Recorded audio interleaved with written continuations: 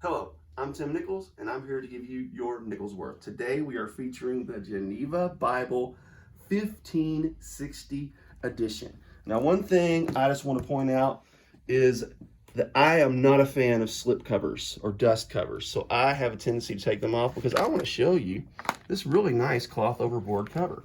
Now, Henderson does make this in genuine leather, but I am really a fan of the cloth overboard covers. It has your gold stamping on the spine, and it has a really nice headband and tailband. Check that out. Really nice and decorative, matches really well. It does come with one ribbon, which I have left tucked in. You will notice that this is a facsimile of the Geneva Bible in its original 1560 form. Now I want to talk to you about just a few little details of this Bible. Number one, it was used by John Knox, William Shakespeare, and Paul Bunyan, the writer of Pilgrim's Progress. Another thing is it preceded the King James by 51 years, obviously by the date 1560, 1611. It was translated by political refugees who were persecuted by the Queen Mary of England. And they also wrote these marginal notes right here on each side. It has your references on both margins.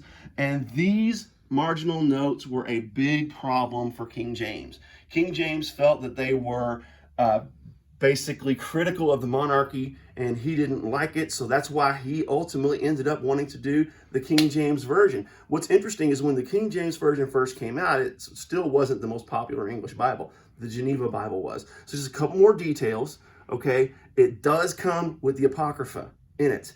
And finally, the New Testament was completed in 1557.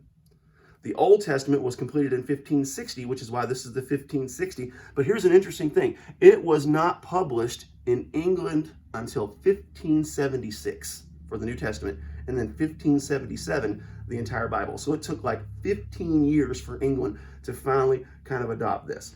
So just a few things. It does come with your drop caps, which these are very beautiful drop caps.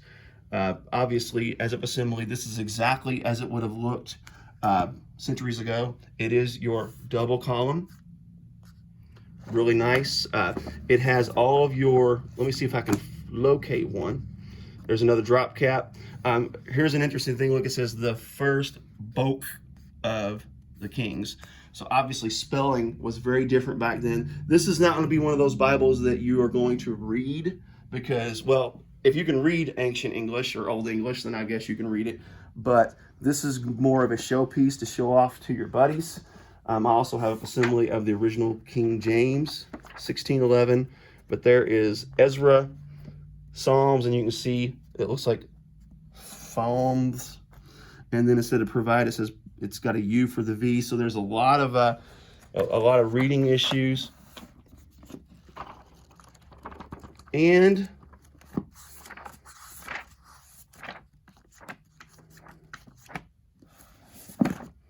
can't find a picture. There you go. This is from a wood stamp. This was printed on a movable typeset press. So a lot of really cool features, a lot of really cool things.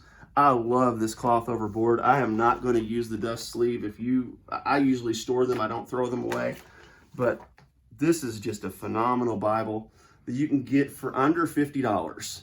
I'll post a link in the description to let you get to this one or the genuine leather. And there you have it. I'm Tim Nichols. This is your Nichols Worth. Keep calm, Jesus on.